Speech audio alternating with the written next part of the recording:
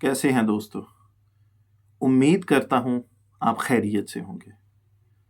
میں ہوں سید اسد حسین اور آپ دیکھ رہے ہیں ہسٹری ود اسد نقوی۔ جب جسم زخمی ہوتا ہے تو وقت کے ساتھ بھر جاتا ہے، لیکن جب امت مسلمہ کی روح زخمی ہوتی ہے، وہ زخم صدیوں تک ٹوٹتے دلوں کی شکل میں باقی رہتا ہے۔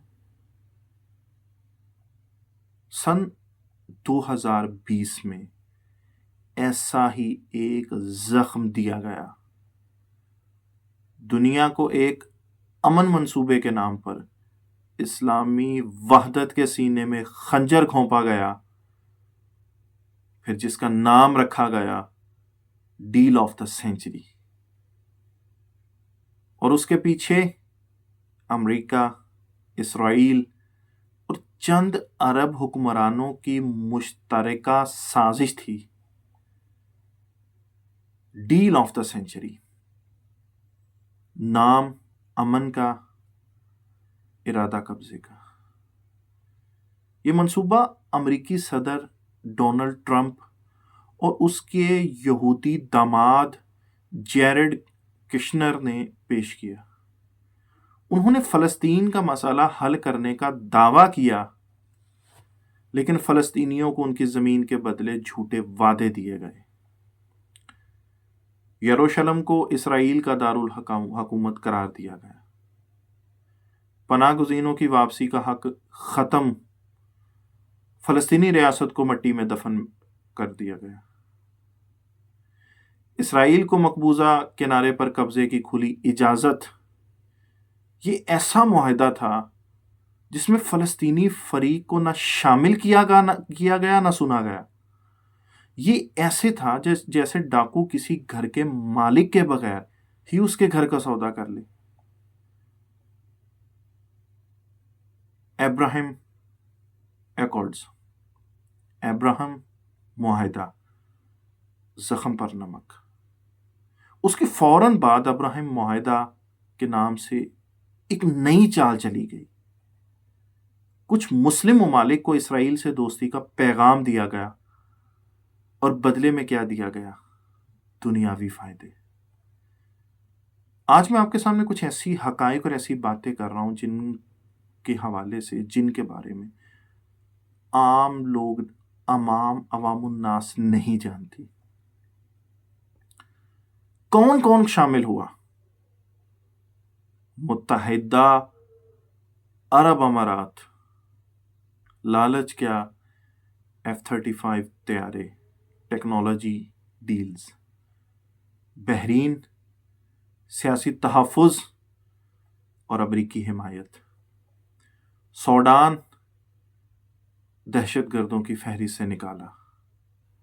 مراکش، مغربی صحرا پر حمایت حاصل کی۔ ان ممالک نے اسرائیل سے ہاتھ ملا کر فلسطین کے خون کا سودا کر دیا۔ مسلم لیڈران کے کردار پر سوالیہ نشان۔ سعودی عرب نے اگرچہ باضابطہ شامل ہونے سے گریز کیا، لیکن غیر رسمی طور پر ابراہیم معاہدے کی راہ ہموار کی۔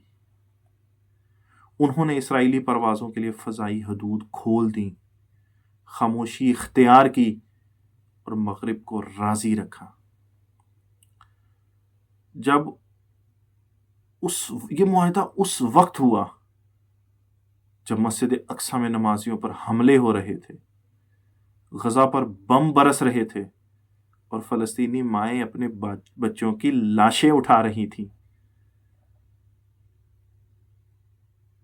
اس سب کے نقصانات کیا ہوئے؟ فلسطینی عوام کی جدوجہد تنہا رہ گئی۔ امت مسلمہ مزید تقسیم ہوئی، اتحاد بکھر گیا۔ اسرائیل کو قانونی اور سفارتی طاقت ملی۔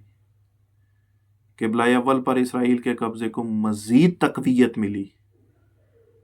عام مسلمان کو سچ سے دور کر کے مغربی بیانیے کا غلام بنا دیا گیا۔ اسرائیل یا دجالی قوتوں کے لیے یہ سب کیوں اہم ہے؟ مختصراً بات کرتا ہوں، کیونکہ یہ ایک منصوبہ ہے امت مسلمہ کو بے حیثیت، منتشر اور مغلوب کرنے کا۔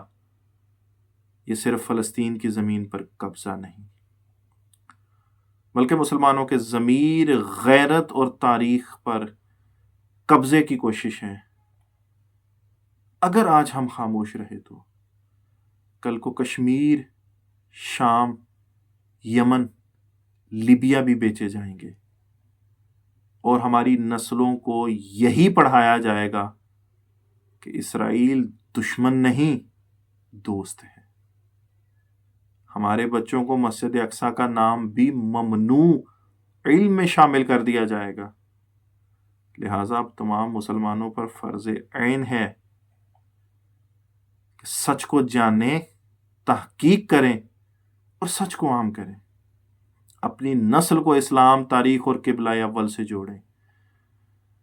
مسلم سپہ سالار، علماء اور مجاہدین کی کہانیاں زندہ کریں۔ سوشل میڈیا پر بجائے فضولیات کو دیکھنے، سننے، شیئر کرنے کے، حقائق اور سچائی کو پوری دنیا میں عام کریں۔ فلسطین کے لیے اپنے معاشرے میں مسلسل آگاہی اور حمایت کو اپنا فریضہ بنائیں۔ یاد رکھیں، یہ تحریر، یہ ویڈیو، یہ الفاظ ایک خبر نہیں، یہ امت کا نوحہ ہے۔ اگر آج ہم نے اپنی ذمہ داری نہ نبھائی تو آنے والی نسلیں ہمیں بزدل امت کہہ کر یاد کریں گی۔